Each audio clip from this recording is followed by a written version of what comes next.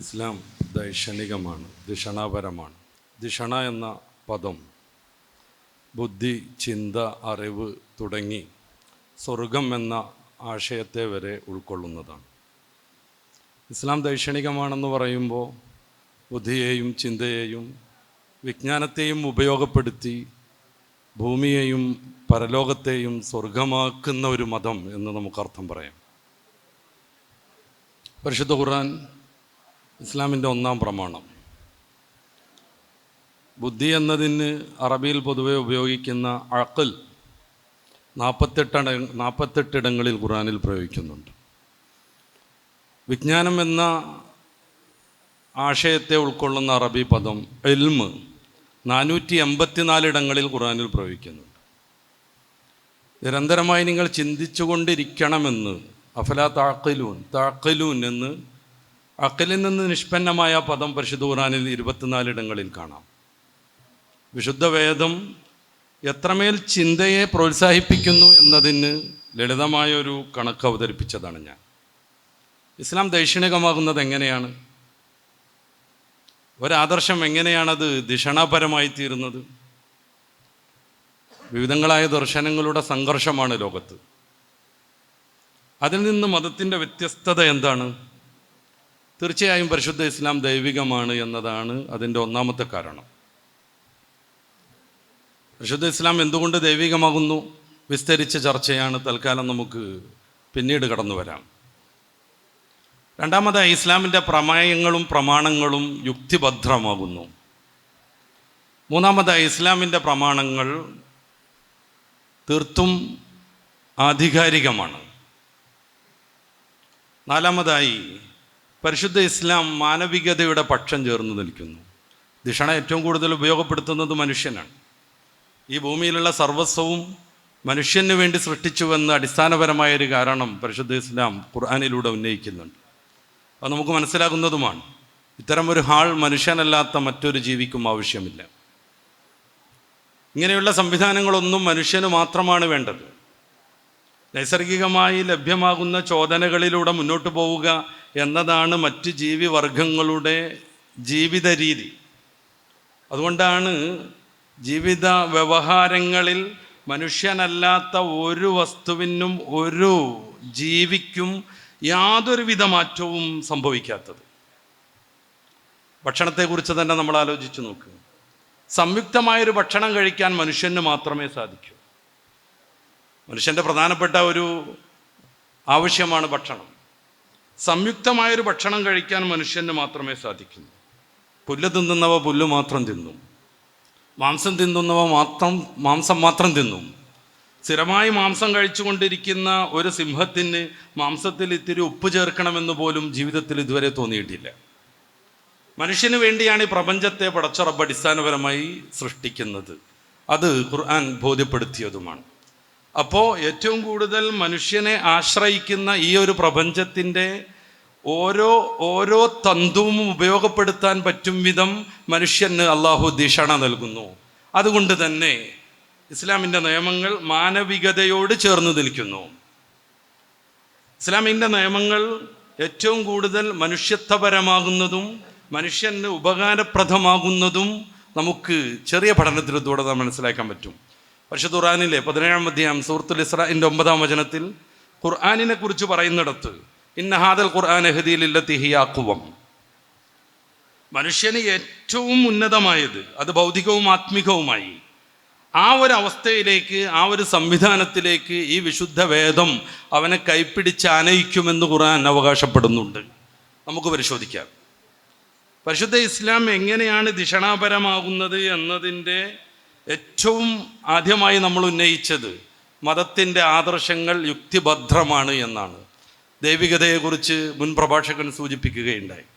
അള്ളാഹുവിനെ എങ്ങനെയാണ് സമർത്ഥിക്കേണ്ടത്, അത് അത്രമേൽ ധിഷണാപരമാണ് എന്ന് അദ്ദേഹം വസ്തുനിഷ്ഠമായി നമ്മുടെ മുമ്പിൽ സമർത്ഥിച്ചിട്ടുണ്ട്. രണ്ടാമതായി, ഇസ്ലാം മുന്നോട്ട് വെക്കുന്ന ഏറ്റവും പ്രധാനപ്പെട്ട പ്രമാണം ഹദീസുകളാണ്. പരിശുദ്ധ റസൂൽ സ്വല്ലല്ലാഹു അലൈഹി വസല്ലമ തങ്ങളുടെ വചനം, അവിടുത്തെ അംഗീകാരങ്ങൾ, അവിടുത്തെ പ്രവർത്തികൾ, ഇതിൻ്റെ സമാഹാരത്തെയാണ് ഇസ്ലാം വഹയ്കളുടെ മുഖേനയായി റസൂൽ ചെയ്ത ഇത്തരം കാര്യങ്ങളെക്കുറിച്ചാണ് ഇസ്ലാം ഹദീസുകൾ എന്ന് പഠിപ്പിക്കുന്നത്. നമ്മൾ ആലോചിച്ച് നോക്കുക.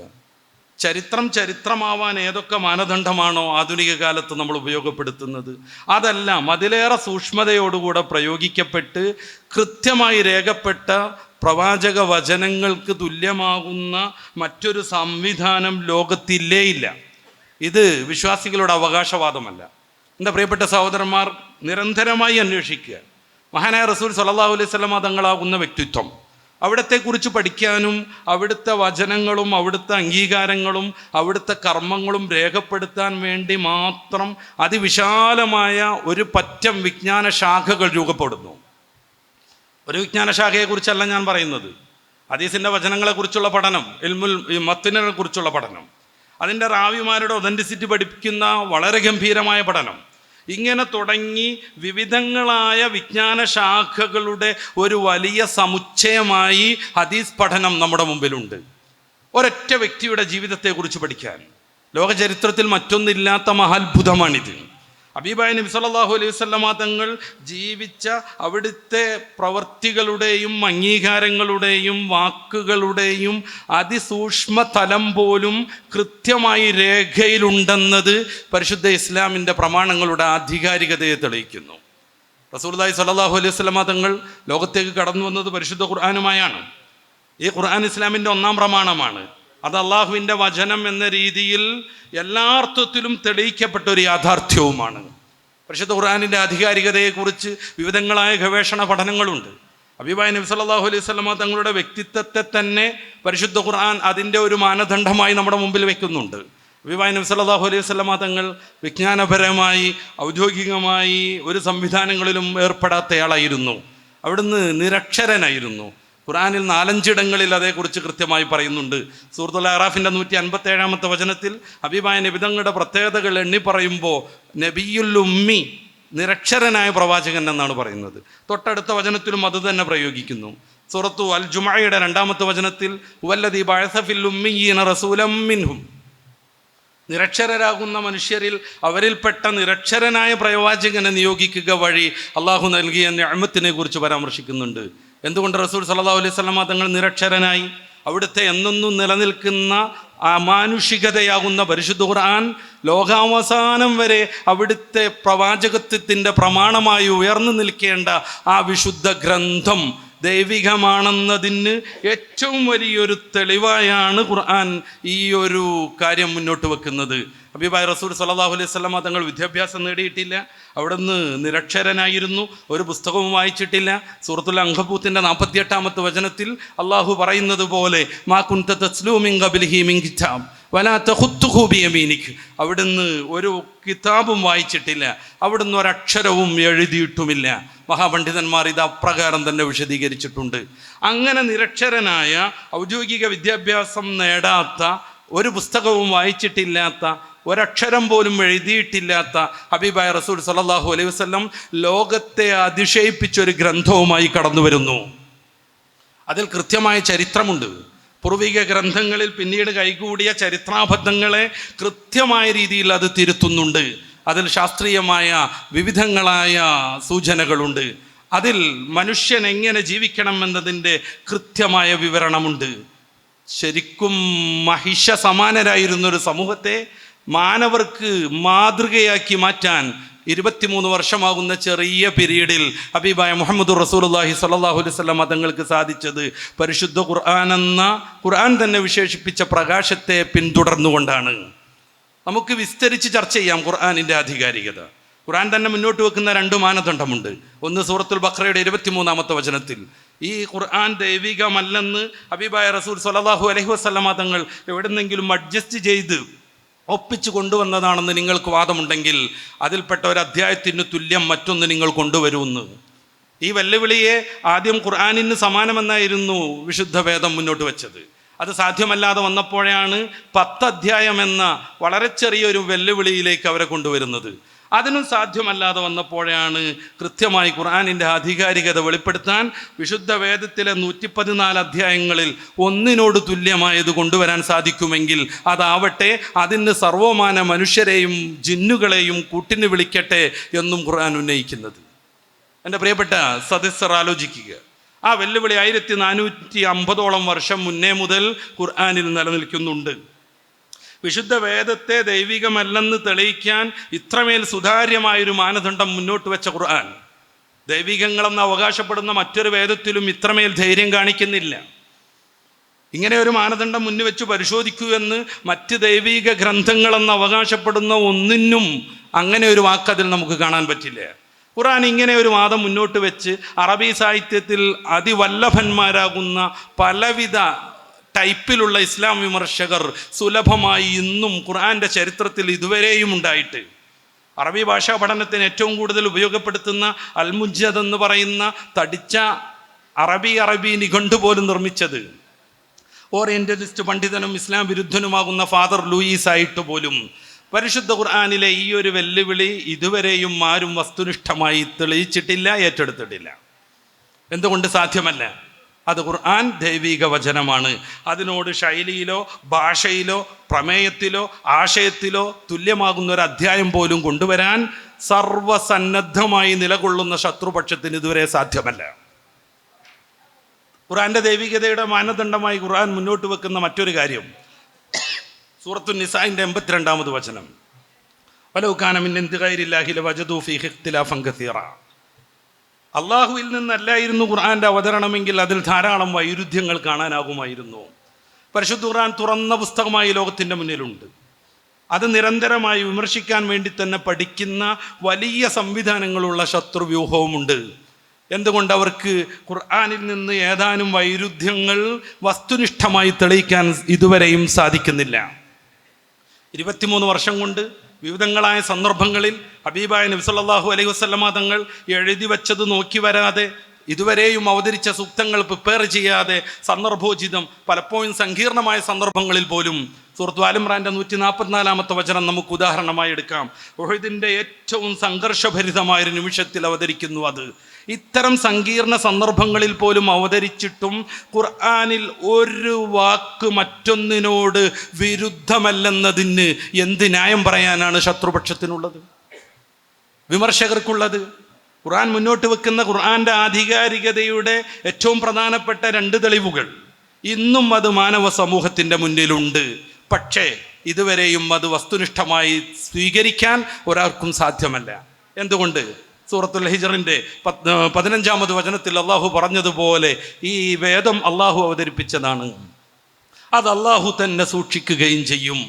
2 ബില്യൺ മുസ്ലിങ്ങളുള്ള ഈ ലോകത്ത് 2 കോടിയിലധികം മുഅ്മിനീങ്ങൾക്ക് പരിശുദ്ധ വേദം കൃത്യമായി അതിൻ്റെ ഫാത്തിഹ മുതൽ അന്നാസ് വരെ കാണാതെ അറിയാം. ലോക ചരിത്രത്തിൽ ഇങ്ങനെ ഒരു അത്ഭുതം മറ്റൊരു വേദഗ്രന്ഥം അവകാശപ്പെടുന്നതിനും ലഭ്യമല്ല. എന്നല്ല, നിലവിലുള്ള ഏതെങ്കിലും ഒരു വേദഗ്രന്ഥം തുടക്കം മുതൽ ഒടുക്കം വരെ കാണാതെ പഠിച്ച ഒരാൾ പോലും ആ വേദഗ്രന്ഥത്തെ അംഗീകരിക്കുന്ന സൊസൈറ്റിയിൽ ഇല്ലെന്നതാണ് ഏറ്റവും വലിയ അത്ഭുതം. പരിശുദ്ധ ഖുർആൻ ദൈവികമാണ്. ഹദീസ് റസൂലുള്ളാഹി സ്വല്ലല്ലാഹു അലൈഹി വസല്ലമ തങ്ങൾ മുതൽ ഇതുവരെയും കൃത്യമായ മാനദണ്ഡം കൊണ്ട് സുരക്ഷിതമായി കൈമാറി വന്നതുമാണ്. സമം ഇസ്ലാമിൻ്റെ പ്രമാണങ്ങൾ യുക്തിഭദ്രമാണ്, അത് ആധികാരികമാണ്. റസൂലുള്ളാഹി സ്വല്ലല്ലാഹു അലൈഹി വസല്ലമ തങ്ങളെക്കുറിച്ച് ഈ ഒരു ഇസ്ലാമിൻ്റെ ആദർശത്തെ തകർക്കാൻ വേണ്ടി അമാന്യമായ വിമർശനങ്ങൾ നടത്തുന്നവരുണ്ട്, പണ്ടുമുണ്ട്. റസൂൽ തങ്ങളെക്കുറിച്ച് വസ്തുനിഷ്ഠമായ വിമർശനങ്ങളൊന്നും പറയാൻ പറ്റാത്തത് കൊണ്ട് ഹബീബായ നബി തങ്ങൾക്ക് മാനസികമായ വിഭ്രാന്തി ഉണ്ടെന്ന് പോലും പറഞ്ഞു പരത്തിയവരുണ്ടായിരുന്നു. കൃത്യമായ രീതിയിൽ ഖുർആൻ അതിന് മറുപടി പറഞ്ഞിട്ടുണ്ട്. സൂറത്തു സബഇന്റെ 64-ാമത്തെ വചനത്തിൽ ഇന്നമാ അഇദുകും ബിവാഹിദ അൻ തഖൂമു ലില്ലാഹ്, ഒരൊറ്റ കാര്യമേ ഞാൻ ആത്യന്തികമായി അവകാശപ്പെടുന്നുള്ളൂ, ഉപദേശിക്കുന്നുള്ളൂ, നിങ്ങൾ ദീനിനു വേണ്ടി നിലകൊള്ളണം. സുമ്മ തതഫക്കറു മാ ബിസാഹിബികും മിൻ ജിന്ന, പിന്നീട് നിങ്ങൾ നിരന്തരമായി അന്വേഷിക്കണം, പഠിക്കണം, ചിന്തിക്കണം. മുഹമ്മദ് നബിയാകുന്ന വ്യക്തിത്വം അതിസൂക്ഷ്മമായ രീതിയിൽ നിങ്ങളുടെ മുമ്പിൽ രേഖപ്പെടുത്തപ്പെട്ടിട്ടുണ്ട്. അവിടുന്ന് മരണപ്പെടുമ്പോൾ താടിരോമങ്ങളിൽ എത്ര എണ്ണം നിരച്ചിരുന്നു എന്ന് പോലും കൃത്യമായി നിങ്ങളുടെ മുമ്പിലുണ്ട്. ആ ഒരു ഹബീബായ നബിതങ്ങളെക്കുറിച്ച് നിങ്ങൾ കൃത്യമായി പഠനം നടത്തണം. സുമ്മ തതഫക്കറു, പിന്നീട് നിങ്ങൾ ആലോചിക്കൂ, മാ ബി സാഹിബിക്കും മിൻ ജിന്ന, നിങ്ങളുടെ കൂട്ടുകാരനാകുന്ന പ്രവാചകർ സല്ലല്ലാഹു അലൈഹി വസല്ലം തങ്ങൾക്ക് യാതൊരു മാനസികമായ തകരാറുമില്ല. എന്തിനാ ഖുർആൻ ഇങ്ങനെ ഒരു വാക്ക് നമ്മുടെ മുമ്പിൽ വെക്കുന്നത്? റസൂലുള്ളാഹി സല്ലല്ലാഹു അലൈഹി വസല്ലം തങ്ങളെക്കുറിച്ച് അങ്ങാടിയിലൂടെ നടക്കുന്നയാൾ, ഭക്ഷണം കഴിക്കുന്നയാൾ എന്നുപോലും വിമർശിച്ച് അവസാനം ഈ ഒരു മഹാവിപ്ലവത്തെ തടയിടാൻ ഹബീബായ നബി സല്ലല്ലാഹു അലൈഹി വസല്ലമ തങ്ങൾക്ക് മാനസികമായി എന്തോ തകരാറുണ്ടെന്ന് പറഞ്ഞു വെച്ചവർ അന്നുണ്ടായിരുന്നു, ഇന്നുമുണ്ട്. പക്ഷേ മാനസികമായി ഏതെങ്കിലും അർത്ഥത്തിൽ ഒരു തകരാറുള്ളയാൾ ലോക ചരിത്രത്തിൽ ഒരു 10 ആളെ നിയന്ത്രിച്ചൊരു വലിയ പ്രസ്ഥാനം ഉണ്ടാക്കിയത് നമ്മുടെ മുമ്പിലില്ല. ഹബീബായ നബി സല്ലല്ലാഹു അലൈഹി വസല്ലമ തങ്ങളുടെ മുന്നേയുള്ള അറേബ്യൻ ലോകവും മൊത്തം വിശ്വവും അധാർമികതയുടെ ഏറ്റവും വലിയ വിളനിളങ്ങളായിരുന്നു. പിന്നീട് ലോകത്തിന് മാതൃകയായി ആ കാട്ടാളരെ മാറ്റിമറിച്ച ഹബീബായ മുഹമ്മദുർ റസൂൽ സല്ലല്ലാഹു അലൈഹി വസല്ലം, ഹബീബായ നബി സല്ലല്ലാഹു അലൈഹി വസല്ലമ തങ്ങളുടെ ഈ ഒരു വ്യക്തിത്വത്തെ പ്രഘോഷണം ചെയ്തുകൊണ്ട് നൂൻ വൽ ഖലമി വമാ യസ്തുറൂൻ മാ അൻത ബിനിഅമതി റബ്ബിക ബിമജ്നൂൻ എന്ന് ഖുർആൻ പറയുന്നുണ്ട്. നൂൻ വൽ ഖലമി വമാ യസ്തുറൂൻ, പേനയാണേ സത്യം, പേന കൊണ്ട് രേഖപ്പെടുത്തുന്ന പരിശുദ്ധ വേദമാണേ സത്യം. മാ അൻത ബിനിഅമതി റബ്ബിക ബിമജ്നൂൻ, അല്ലാഹുവിൻ്റെ അനുഗ്രഹത്താൽ അങ്ങേക്ക് യാതൊരുവിധ പ്രയാസങ്ങളും പ്രശ്നങ്ങളുമില്ല. ഈ ഒരു വലിയ ആദർശം പറയാൻ ഖുർആൻ വമാ യസ്തുറൂൻ, നിങ്ങളെ എഴുതിക്കൊണ്ടിരിക്കുന്ന പേനയാണേ സത്യം, പേന കൊണ്ട് കൃത്യമായി രേഖപ്പെടുത്തി വന്ന പരിശുദ്ധ ഖുർആനാണേ സത്യം. എന്തുകൊണ്ട്? ഈ ആരോപിക്കപ്പെടുന്നത് പോലെ എന്തെങ്കിലും പ്രയാസങ്ങളുള്ള ഒരാൾക്ക് ഒരിക്കലും കാലത്തെ അതിജയിച്ച ശാസ്ത്ര പ്രതിഭകളെ മുട്ടുകുത്തിച്ച എല്ലാവരും വിനയാന്വിതം കുനിഞ്ഞു നിന്ന ഈ ഒരു മഹാഗ്രന്ഥവുമായി കടന്നു വരാനേ സാധ്യമല്ല. ഇസ്ലാമിലെ വിശ്വാസങ്ങൾ ബുദ്ധിപരമാണ്. പ്രവാചകർ സല്ലല്ലാഹു അലൈഹി വസല്ലമ തങ്ങൾ എന്തുകൊണ്ട് പ്രവാചകരാവണം? അവിടുത്തെ ജീവിതം അതിന് തെളിവാണ്. മഹാനായ റസൂൽ സല്ലല്ലാഹു അലൈഹി വസല്ലമ തങ്ങൾ കൊണ്ടുവന്ന ആദർശം അതിന് തെളിവാണ്. ഹബീബായ നബി തങ്ങളുടെ ജീവിതം അതിന് തെളിവാണ്. ഹബീബായ നബി സല്ലല്ലാഹു അലൈഹി വസല്ലമ തങ്ങൾ പ്രഖ്യാപിച്ച് ലോകത്ത് നടത്തി കാണിച്ചു തന്ന മഹാവിപ്ലവം അതിന് തെളിവാണ്. അനന്തമായ തെളിവുകളുടെ ശൃംഖല അത് സംബന്ധമായി തുടർന്നു വരുന്നുമുണ്ട്. പിന്നെ പരിശുദ്ധ ഇസ്ലാമിൻ്റെ ഈ സാമൂഹിക ബന്ധത്തെക്കുറിച്ച് നമുക്ക് ചർച്ച ചെയ്യാം. ഇസ്ലാം മാനവികമാകുന്നു. എന്തുകൊണ്ട്? ഏതെങ്കിലും ഒരാത്മീയ പ്രസ്ഥാനം മുന്നോട്ട് കടന്നു വരുമ്പോൾ സ്വാഭാവികമായും ഭൗതികതയെ മാറ്റിവെക്കുന്ന ട്രെൻഡ് നമുക്ക് കാണാനാകുന്നുണ്ട്. ഒന്നും ആശിക്കാൻ പോലും പാടില്ലെന്ന് പറഞ്ഞ മതം നമ്മുടെ നാടുകളിലൊക്കെയുണ്ട്. അതേപ്രകാരം ദുന്യാവിന് ഒരർത്ഥത്തിലും ഉപയോഗിക്കാൻ പാടില്ലെന്ന്, വിജയത്തിന് ദുന്യാവ് തടസ്സമാകുമെന്ന് കൃത്യമായി പേർത്തും പറഞ്ഞുകൊണ്ടിരിക്കുന്ന ആദർശങ്ങൾ നമ്മുടെ മുമ്പിലുണ്ട്. ഇവിടെയാണ് ഹബീബായ റസൂൽ സല്ലല്ലാഹു അലൈഹി വസല്ലമ തങ്ങൾ പറഞ്ഞ ദീനിൻ്റെ പ്രത്യേകത നമ്മൾ ഒന്നുകൂടെ ആലോചിക്കേണ്ടത്. ഇമാം ബുഖാരി തങ്ങൾ അവിടുത്തെ സഹീഹിൽ 39ാമത് ഹദീസായി ഉദ്ധരിക്കുന്ന ഒരു പ്രവാചക വചനത്തിൽ പരിശുദ്ധ ഇസ്ലാമിൻ്റെ ഏറ്റവും ചെറിയ നിർവചനം കാണാം. ഇന്നദ്ദീന യുസ്റുൻ. റസൂലുള്ളാഹി സ്വല്ലല്ലാഹു അലൈഹി വസല്ലം തങ്ങൾ ഇസ്ലാമിനെ പരിചയപ്പെടുത്തുന്നത് ഇന്നദ്ദീന യുസ്റുൻ, ദീൻ എന്ന് പറഞ്ഞാൽ വളരെ ലളിതമാണെന്നാണ്. ഒന്നുകൂടെ അവിടുന്ന് പറഞ്ഞു, വമൻ യുശാദ്ദ ഹാദദ്ദീന ഇല്ലാ ഗലബ, ആരെങ്കിലും ഈ ദീനിനെ, ലളിതമായ ദീനിനെ ഭയങ്കരമായി സ്ട്രോങ് ആക്കാൻ ശ്രമിച്ചാൽ ദീൻ അവൻ അതിജയിച്ചു പോവുക തന്നെ ചെയ്യും. നമ്മൾ ആലോചിച്ച് നോക്കുക. ഹബീബായ റസൂൽ തങ്ങൾ ഇസ്ലാമിനെ പരിചയപ്പെടുത്തിയ ഏറ്റവും ചെറിയ വചനത്തിൽ ഇസ്ലാമിൻ്റെ പ്രത്യേകത ഇന്നദ്ദീന യുസ്റുൻ എന്ന് പറയുന്നു. അതുകൊണ്ടാണ് ഇസ്ലാം ഈ ദുന്യാവിനും വലിയ പ്രാധാന്യം കൊടുക്കുന്നത്. ശ്രേഷ്ഠമായ പ്രാർത്ഥനകളിൽ ദുന്യാവ് ആദ്യം കടന്നു വരുന്നത്. മൂസാ അലൈഹി സ്വലാത്തു വസ്സലാം തോറയുമായി വന്ന് അവിടുന്ന് നടത്തുന്ന വളരെ ഭക്തി സാന്ദ്രമായൊരു പ്രാർത്ഥന സൂറത്തുൽ അറാഫിൻ്റെ 154 വചനത്തിൽ ഖുർആൻ ഉദ്ധരിക്കുന്നുണ്ട്.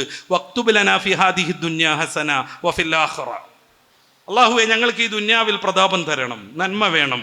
വഫിൽ ആഖിറ, ആഖിറത്തിലും അത് വേണം. ദുന്യാവിനെയും ആഖിറത്തിനെയും സമഞ്ജസമായി സഹകരിപ്പിച്ച് മുന്നോട്ട് കൊണ്ടുപോകുന്ന ദർശനം, അതാണ് മാനവിക ദർശനം. നമുക്കറിയാം, ചിലയിടങ്ങളിൽ ചില മറ്റു മതഗ്രന്ഥങ്ങൾ നമ്മൾ പരിശോധിക്കുമ്പോൾ ഇതിന് വിലങ്ങ് കാണുന്നു. ഞാനൊരു വിമർശനാത്മകമായ പ്രഭാഷണത്തിലേക്ക് പോവല്ല.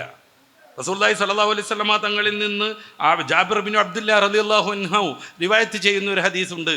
മഹാനായ അബൂ ദാവൂദ് റളിയല്ലാഹു അൻഹു അവിടുത്തെ സുനനിൻ്റെ 5116 വചനമായി അത് ഉദ്ധരിക്കുന്നുണ്ട്. റസൂൽ തൻ്റെ പ്രിയ ശിഷ്യനെ വിളിച്ചുകൊണ്ട് ചോദിക്കുന്നു, എനിക്കൊരു അറിവ് കിട്ടിയല്ലോ, താങ്കൾ നിത്യമായി നോമ്പെടുക്കുന്നു, താങ്കൾ രാത്രിയിൽ മുഴുവൻ സമയവും നിന്ന് നിസ്കരിക്കുന്നു. മഹാനുഭാവൻ പറഞ്ഞു, ശരിയാണ്, ഞാൻ അങ്ങനെ ചെയ്യാറുണ്ട്. ഹബീബായ നബി തങ്ങൾ പറയുന്നത് ലാ തഫ്അൽ, അങ്ങനെ ചെയ്യരുതെന്നാണ്. അങ്ങനെ ചെയ്യരുത്. പിന്നെന്ത് വേണം? രാത്രി നിന്ന് നിസ്കരിക്കുക, കുറേ സമയം ഉറങ്ങുകയും ചെയ്യുക, കുറേ ദിവസങ്ങളിൽ നോമ്പെടുക്കുക, പല ദിവസങ്ങളിൽ നോമ്പ് ഉപേക്ഷിച്ചു കൊണ്ടിരിക്കുക. എന്നിട്ട് അതിൻ്റെ കാരണവും പറയുന്നുണ്ട്. ഇന്നലി നഫ്സികാലൈക ഹഖ, നിന്റെ ശരീരത്തിന് നിന്നോട് ബാധ്യതയുണ്ട്. ഇന്നലി ഐനികാലൈക ഹഖ, നിന്റെ കണ്ണിന് ബാധ്യതയുണ്ട്. ഇന്നലി സൗജികാലൈക ഹഖ, നിന്റെ ഇണയ്ക്ക് നിന്നോട് ബാധ്യതയുണ്ട്.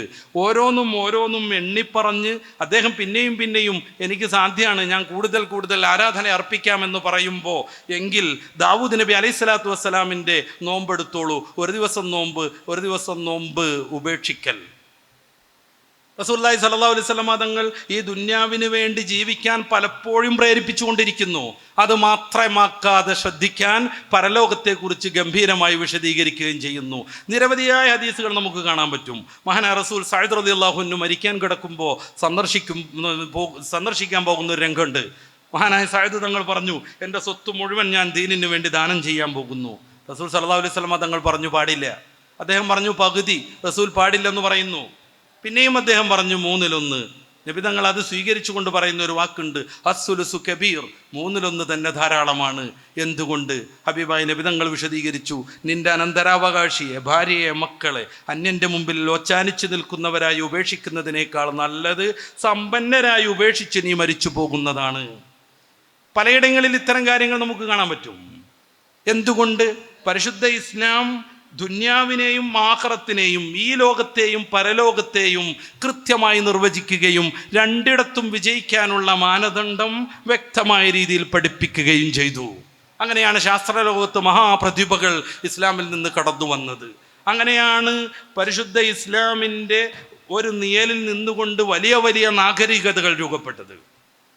പലപ്പോഴും വിമർശിക്കപ്പെടാറുണ്ട്, ഇസ്ലാമിന് എന്തു മാനവികത, ഇസ്ലാം യുദ്ധത്തെ പ്രോത്സാഹിപ്പിക്കുന്നു, നിരന്തരമായി യുദ്ധത്തിന് വേണ്ടി പ്രേരിപ്പിച്ചുകൊണ്ടിരിക്കുന്നു. എൻ്റെ പ്രിയപ്പെട്ട സഹോദരന്മാരറിയണം, ഒരിക്കലും അങ്ങനെ ചെയ്തില്ല. നിരന്തരമായി യുദ്ധത്തിന് പ്രേരിപ്പിച്ചില്ല. പലപ്പോഴായി അനുയായികൾ വന്ന് ഹബീബായ നബി സല്ലല്ലാഹു അലൈഹി വസല്ലമ തങ്ങളോട് യുദ്ധത്തിന് സമ്മതം ചോദിക്കുമ്പോഴും ഹബീബായ നബി തങ്ങൾ 1 2 10-15 വർഷത്തോളം യുദ്ധത്തിന് സമ്മതം കൊടുത്തില്ല. അവിടുന്ന് 13 വർഷം മക്കക്കാരുടെ ഇടയിൽ ജീവിച്ചു. എന്നിട്ടാണ് മദീനയിലേക്ക് ഹിജറ പോകുന്നത്.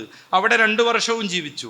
എന്നിട്ടാണ് ഹിജറയുടെ 2-ാം വർഷം സൂറത്തു അൽ ഹജ്ജിൻ്റെ 39-ാം വചനത്തിൽ ഉദിനലില്ലദീന എന്ന് പറയുന്ന സൂക്തത്തിൽ യുദ്ധത്തിനുള്ള അനുവാദം നൽകുന്നത്. എന്തുകൊണ്ട്? അതുവരെയും അവിടുന്ന് ക്ഷമിച്ചും സഹിച്ചും തന്നെ പ്രബോധനം നിർവഹിച്ചു. നിരന്തരമായി റസൂൽ സല്ലല്ലാഹു അലൈഹി വസല്ലം തങ്ങൾ യുദ്ധത്തെ പ്രോത്സാഹിപ്പിച്ചുവെന്ന് വിമർശനം നടത്തുന്നവർ ഹബീബായ നബി തങ്ങളെ സമൂഹമധ്യേ സ്ഥാനം കുറക്കാനും അപ്രകാരം ഇസ്ലാം മാനവികമല്ലെന്ന് തെളിയിക്കാനുമാണ് ശ്രമിച്ചുകൊണ്ടിരിക്കുന്നത്. പക്ഷേ ഇസ്ലാമിൻ്റെ യുദ്ധം പോലും മാനവികമാണെന്നതിൽ ഒരു തർക്കമില്ല. സമ്പത്തിനെക്കുറിച്ചും സ്വന്തമായി ജീവിക്കേണ്ടതിനെക്കുറിച്ചും ജീവിത വിഭവങ്ങൾ ഒരുക്കൂട്ടേണ്ടതിനെക്കുറിച്ചും ഇസ്ലാമിൻ്റെ ദർശനം നമ്മൾ ആലോചിക്കേണ്ടതാണ്. പല ഇസങ്ങളും സമ്പത്തിനു വേണ്ടിയും തൊഴിലാളികൾക്കും വേണ്ടിയും രൂപപ്പെട്ടിട്ടുണ്ട്. പക്ഷേ അവരേറ്റവും കൂടുതലായി പരാജയപ്പെടാൻ കാരണമായത് സ്വകാര്യ സ്വത്തുക്കളെ നിരോധിച്ചു എന്നതുകൊണ്ടാണ്. പല ദർശനങ്ങളും ഇതിനേക്കാൾ മേലെ ഒരു നിലക്കും ഭൗതികതയെ അംഗീകരിക്കാൻ പാടില്ല, ആശ പാടില്ല, ആശ ഉണ്ടാകുന്നത് കൊണ്ടാണ് നിരാശ വരുന്നത് എന്ന് സമർത്ഥിക്കുന്നുണ്ട്. ശ്രീബുദ്ധൻ്റെ 6 സമ്യക് വ്യവസ്ഥകളെക്കുറിച്ച് നമുക്കറിയാം. ഒന്നാമതായി അദ്ദേഹം പറയുന്നത് ആശ പാടില്ലെന്നാണ്. എങ്കിൽ നിരാശയില്ലാതായിത്തീരും, അതോടുകൂടെ ലോകവും ഇല്ലാതെയാകുമെന്നതാണ് പ്രശ്നം. ആശ കൊണ്ടാണ് നമ്മളോട് ഒരുമിച്ച് കൂടിയത്. ആശ കൊണ്ടാണ് SSLC പരീക്ഷയുടെ മുന്നോടിയായി ആ വിദ്യാർത്ഥികൾ നേരം വെളുക്കോളം ഇരുന്ന് പഠിച്ചത്. ആശ കൊണ്ടാണ് രാവിലെ മുതൽ വൈകിട്ട് വരെ കഠിനാധ്വാനത്തിന് മാനവികർ തയ്യാറാകുന്നത്. ആശയെ ഉപേക്ഷിക്കണമെന്ന് പറയുന്നത് മതത്തിന് സമ്മതമല്ല, ഇസ്ലാമിന് സമ്മതമല്ല.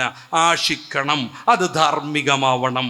അതുകൊണ്ടാണ് സമ്പത്ത് സ്വരൂക്കൂട്ടി അതിൽ ഉന്നതന്മാരായ ആളുകളെ സ്വർഗത്തിലേക്ക് ഹബീബായ നബി തങ്ങൾ പരിഗണിച്ചത്. മഹാനായ ഉസ്മാൻ ബിൻ അഫ്ഫാൻ റളിയല്ലാഹു അൻഹു, അബ്ദുറഹ്മാൻ ബിൻ ഔഫ് റളിയല്ലാഹു അൻഹു, അങ്ങനെയുള്ള വലിയ സമ്പന്നന്മാർ, സ്വർഗം അവർക്ക് വിലക്കുകയല്ല ഹബീബായ നബി തങ്ങൾ ചെയ്തത്. നേരെ മറിച്ച് സമ്പത്ത് കൊണ്ട് അവർ സ്വർഗം നേടുന്നതിനെ വിശദീകരിച്ച് തരികയാണ്. സ്വർഗത്തിൽ പോകുന്ന തൻ്റെ പ്രത്യേകം 10 അനുയായികളെ കുറിച്ച് പറയുമ്പോൾ ഇത്തരം വലിയ സമ്പന്നന്മാർക്ക് മഹാനായ റസൂൽ സ്ഥാനം നൽകുന്നു. വേറെയും ചില ദർശനങ്ങൾ നമുക്ക് കാണാം. ദൈവരാജ്യം അവകാശമാക്കാൻ ഞാൻ എന്ത് ചെയ്യണമെന്ന് ചോദിച്ച് യേശുവിനെ സമീപിക്കുന്നുണ്ട് ഒരു ജൂതൻ. ചില കാര്യങ്ങളൊക്കെ പറഞ്ഞു കൊടുക്കുന്നു. ഈ ജൂതൻ പറഞ്ഞു, അതൊക്കെ ഞാൻ പണ്ടേ ചെയ്യുന്നതാണ്, ഇനി എന്തു വേണം? ആ സമയത്ത് യേശു ക്രിസ്തു പറഞ്ഞു കൊടുക്കുന്നത്, നിന്റെ കയ്യിലുള്ളതെല്ലാം പെറുക്കി വിറ്റ് ദാനം ചെയ്ത് എന്നെ അനുഗമിക്കുക എന്നാണ്. അദ്ദേഹം നല്ല സമ്പന്നനായിരുന്നു. ഇതെല്ലാം കൂടെ മുഴുവൻ ത്യജിച്ച് കളയാൻ അയാൾക്ക് ഇഷ്ടമായില്ല. അദ്ദേഹം ഇറങ്ങിപ്പോയി. അദ്ദേഹം ഇറങ്ങിപ്പോകുന്ന സന്ദർഭത്തിൽ യേശു ക്രിസ്തു പറയുന്ന ഒരു വചനം മാർക്കോസിൻ്റെ സുവിശേഷത്തിൽ നമുക്ക് കാണാം, മത്തായിയുടെ സുവിശേഷത്തിൽ കാണാം. മാർക്കോസിൻ്റെ സുവിശേഷം 10-ാം അധ്യായത്തിൻ്റെ 25-ാമത് വചനം നമുക്ക് കൃത്യമായ രീതിയിൽ പറയുന്നത്, സമ്പന്നൻ സ്വർഗരാജ്യം അവകാശമാക്കുന്നതിനേക്കാൾ എളുപ്പം ഒട്ടകം സൂചിത്തുളയിലൂടെ പ്രവേശിക്കുന്നതാണെന്ന്. സമ്പന്നൻ സ്വർഗരാജ്യം അവകാശമാക്കുന്നതിനേക്കാൾ എളുപ്പം ഒട്ടകം സൂചിത്തുളയിലൂടെ പ്രവേശിക്കുന്നതാണ് എന്നാണ്. എന്ന് വെച്ചാൽ പരിശുദ്ധ ഇസ്ലാം ധാർമ്മികതയെ ഏറ്റവും കൂടുതലായി പ്രോത്സാഹിപ്പിക്കുന്നു. അതോടൊപ്പം ഈ ദുന്യാവിനും പ്രാധാന്യം നൽകുന്നു. ജോലി ചെയ്യണമെന്ന് നിരന്തരമായി കൽപ്പിച്ചു. എല്ലാ പ്രവാചകന്മാരും ജോലി ചെയ്തുവെന്ന് നമ്മളെ പ്രോത്സാഹിപ്പിക്കാൻ വേണ്ടി റസൂലുള്ളാഹി സ്വല്ലല്ലാഹു അലൈഹി വസല്ലമ തങ്ങൾ പറയുകയും ചെയ്തു.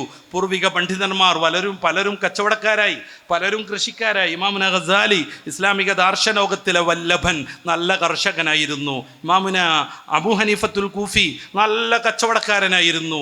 ദുന്യാവിനെയും ആഖിറത്തിനെയും ഒരുപോലെ വിജയിപ്പിച്ചെടുക്കാൻ മാനവൻ്റെ മുമ്പിൽ ദർശനം നൽകുക മാത്രമല്ല, അത് പ്രയോഗിച്ച് വിജയിച്ചൊരു വലിയ സമൂഹത്തെ സൃഷ്ടിക്കുകയും ലോകത്തിന് മാതൃകയാക്കി ഉയർത്തി കാണിക്കുകയും ചെയ്തു പരിശുദ്ധ ഇസ്ലാം. ഇതുകൊണ്ടാണ് ഇസ്ലാം ദൈക്ഷണികമാണെന്ന് നമ്മൾ പറയുന്നത്. ഇതിലെ കുറേ കാര്യങ്ങളെക്കുറിച്ച് നമുക്ക് വിസ്തരിച്ച് ചർച്ച ചെയ്യാനുണ്ട്. റസൂലുള്ളാഹി സ്വല്ലല്ലാഹു അലൈഹി വസല്ലമ തങ്ങളുടെ മഹാവ്യക്തിത്വത്തെക്കുറിച്ച് നിരന്തരമായി ആരോപണം ഉന്നയിക്കുന്നവരെ കുറിച്ച് നേരത്തെ സൂചിപ്പിച്ചു. എന്തായിരുന്നു അവരുടെ പ്രധാനപ്പെട്ട ഉദ്ദേശം? റസൂലിനെ കുറിച്ച് കൃത്യമായി പഠിച്ചാൽ ഇസ്ലാമിൻ്റെ ദൈക്ഷണികതയും ദൈവികതയും ഇസ്ലാമിൻ്റെ ആധികാരികതയും ബോധ്യപ്പെടും. അത് വന്ന് സമൂഹത്തെ അത് സ്വാധീനിക്കരുതെന്ന് കരുതി കൃത്യമായ രീതിയിൽ ഹബീബായ നബിതങ്ങളെ അവഗണിച്ച് കാണിച്ചു കൊടുക്കുക, ആരുമേ അതിലേക്ക് കടന്നു വരാതിരിക്കാൻ ശ്രമിക്കുക, ഇതാണ് പലപ്പോഴും പലരും ചെയ്തു കൂട്ടിയത്. പക്ഷേ പരിശുദ്ധ ഖുർആൻ പറയുന്നത് പോലെ ഈ ദിവ്യപ്രകാശത്തെ പൂർണ്ണതയിലേക്ക് എത്തിച്ച തമ്പുരാൻ എന്നുമെന്നും നിലനിർത്തുകയും ചെയ്യും. അതിൻ്റെ അനുരണനങ്ങൾ ലോകത്താകെ നമുക്ക് കാണാനാകുന്നു. ഏറ്റവും പുതിയ മത സൊസൈറ്റികളുടെ എണ്ണത്തെക്കുറിച്ചുള്ള കണക്കിലും പരിശുദ്ധ ഇസ്ലാം ഏറ്റവും മുന്നിൽ നിൽക്കുന്നു. തൊട്ട് താഴെയുള്ള മതത്തേക്കാൾ എത്രയോ കൂടുതലായി 247% ഇസ്ലാം വളർച്ച പ്രാപിക്കുന്നുവെന്ന് ഏറ്റവും പുതിയ കണക്ക് പോലും നമുക്ക് കാണാനാകുന്നു. ഇത് ഒരു ഇസ്ലാമിൻ്റെ ഒരു വളരെ പ്രധാനപ്പെട്ട ഒരു സവിശേഷതയായി ലോക സമൂഹം ചർച്ച ചെയ്യുന്നു. എന്തുകൊണ്ട്? ചിന്തിക്കുന്ന സമൂഹത്തിന് ഇസ്ലാം ഉൾക്കൊള്ളാൻ പറ്റുന്നത് അതിൻ്റെ ദൈക്ഷണികത കൊണ്ടാണ്, അതിൻ്റെ ആധികാരികത കൊണ്ടാണ്. അതുകൊണ്ട് പരിശുദ്ധ ഇസ്ലാം വലിയ ഒരു ആദർശമാണെന്നും പലരും തെറ്റിദ്ധരിച്ചതുപോലെ ഏതെങ്കിലും ഒരു ആത്മീയ കാര്യങ്ങളെക്കുറിച്ച് പറയുന്ന ഒരു കേവലം ദർശനമല്ലെന്നും, ഭൗതികതയും ആത്മീയതയെയും ഏറ്റവും കൂടുതൽ സമഞ്ജസമായി സംയോജിപ്പിച്ചുകൊണ്ട് മനുഷ്യനെ ഈ ലോകത്തും പരലോകത്തും വിജയത്തിൻ്റെ പൂർണ്ണതയിലേക്ക് എത്താനുള്ള ദൈവിക ദർശനമാണെന്നും, അതാണ് മനുഷ്യൻ്റെ മുന്നിൽ ദൈവം വെച്ച ആദർശ പദ്ധതിയെന്നും, അത് മനുഷ്യൻ്റെ നൈസർഗികമായ ജീവിത പദ്ധതിയാണെന്നും പരിശുദ്ധ ഖുർആനിലെ സൂറത്തുർ റൂമിലെ 30-ാമത് വചനത്തിൽ വഖിം എന്നും പറഞ്ഞിട്ട് ദീന് നിലനിർത്താൻ പറയുന്നിടത്ത് ഫിത്രത്തല്ലാഹില്ലദീ ഫത്തറന്നാസ അലൈഹ എന്നൊരു പ്രയോഗം കാണാം. എന്താ ഫിത്രത്ത്? ഒരു മനുഷ്യൻ നൈസർഗികമായി നിലകൊള്ളുന്ന ആ ഒരു രീതി, അതാണ് പരിശുദ്ധ ഇസ്ലാം. ആ ഇസ്ലാമിൻ്റെ ആരാധനകൾ ഈ കാര്യത്തെ പ്രോത്സാഹിപ്പിക്കാനുള്ളതാണ്. ഇസ്ലാമിൻ്റെ സാമൂഹികമായ ബന്ധങ്ങൾ ഈ കാര്യത്തെ പ്രോത്സാഹിപ്പിക്കാനുള്ളതാണ്. ഇസ്ലാമിൻ്റെ വ്യവസായ വാണിജ്യ സംരംഭങ്ങൾ, പരിശുദ്ധ ഇസ്ലാമിൻ്റെ ഏറ്റവും പുതിയൊരു പഠനം കേരളത്തിൽ വന്നത് ഈ വർഷം മാത്രം 1500 ടണ്ണോളം ഭക്ഷ്യധാന്യ വസ്തുക്കൾ മുസ്ലിങ്ങൾ ഫിത്ർ സക്കാത്ത് കൊടുത്തു കേരളത്തിൽ മാത്രം എന്നതാണ്. ഇത് കുറേ ആളുകൾക്ക് സഹായം കിട്ടിയെന്നത് മാത്രമല്ല അതിൻ്റെ വിഷയം. 1500 ടൺ എന്ന്, മെട്രിക് ടൺ എന്ന് പറയുന്ന വലിയ കണക്ക് വസ്തുക്കൾ, അരി, ഭക്ഷ്യവസ്തുക്കൾ ഈ വിപണിയിൽ നിന്ന് ചലിച്ചുകൊണ്ടിരുന്നു എന്നാണ്. എന്ന് വെച്ചാൽ ഇസ്ലാം വിപണിയെ ആരാധനയിൽ കൂടെ പോലും താങ്ങി നിർത്തുന്നു എന്ന്. അതുകൊണ്ടാണ് സക്കാത്തിനെ കുറിച്ച് പറയുന്നിടത്ത് ലല്ലായക്കൂന ദൂലത്തം ബൈനാൽ അഗ്നിയാഇ മിൻകും, ഈ സമ്പത്ത് നിങ്ങളിൽ സമ്പന്നരാകുന്ന ആളുകൾക്കിടയിൽ ചുറ്റിത്തിരിയാതിരിക്കാൻ വേണ്ടി എന്ന വളരെ മൗലികമായൊരു കാരണം ഇസ്ലാം മുന്നോട്ട് വെക്കുന്നത്. ഇന്ത്യയുടെയൊക്കെ അവസ്ഥ അങ്ങനെയാണ്. 100 പേരിലാണ് ഇന്ത്യയുടെ 80% സമ്പത്തുള്ളത്. ഇതില്ലാതെ വരണം, ഇത് വിപണിയിലേക്ക് ഇറങ്ങണം, ഇതിൻ്റെ ഉപയോഗം എല്ലാ മനുഷ്യർക്കും ലഭ്യമാവണം. അതിന് പോലും വളരെ കൃത്യമായ ആരാധനാപരമായ സംവിധാനങ്ങൾ ഏർപ്പെടുത്തിയ ദൈവിക ദർശനത്തിൻ്റെ പേരാണ് ഇസ്ലാം. അള്ളാഹു പറഞ്ഞതുപോലെ സൂറത്തുൽ മാഇദയുടെ 3-ാം വചനം, അൽയൗമ അക്മൽതു ലക്കും ദീനക്കും വഅത്മംതു അലൈക്കും നിഅമതി വറദീതു ലക്കുമുൽ ഇസ്ലാമ ദീന. അള്ളാഹു സ്രഷ്ടാവാകുന്ന തമ്പുരാൻ ഇഷ്ടപ്പെട്ട ദൈവിക ജീവിത പദ്ധതിയാണ് ഇസ്ലാം. മറ്റുള്ളതൊക്കെ ഇസ്ലാമിനെ കുറിച്ച് മനസ്സിലാക്കാതെ അറിയാതെയുള്ള വിമർശനങ്ങളാണെന്നും ഇസ്ലാം ദിഷണാപരമാണെന്നും ചിന്തിക്കുന്ന സമൂഹത്തിൻ്റെ മുന്നിൽ ഓർമ്മപ്പെടുത്തി ഞാൻ എൻ്റെ വാക്കുകൾ അവസാനിപ്പിക്കുന്നു. വാഹൃദാവാൻ അൽഹംദുലില്ലാ. അസ്സലാമു അലൈക്കും വറഹ്മത്തുള്ളാഹി.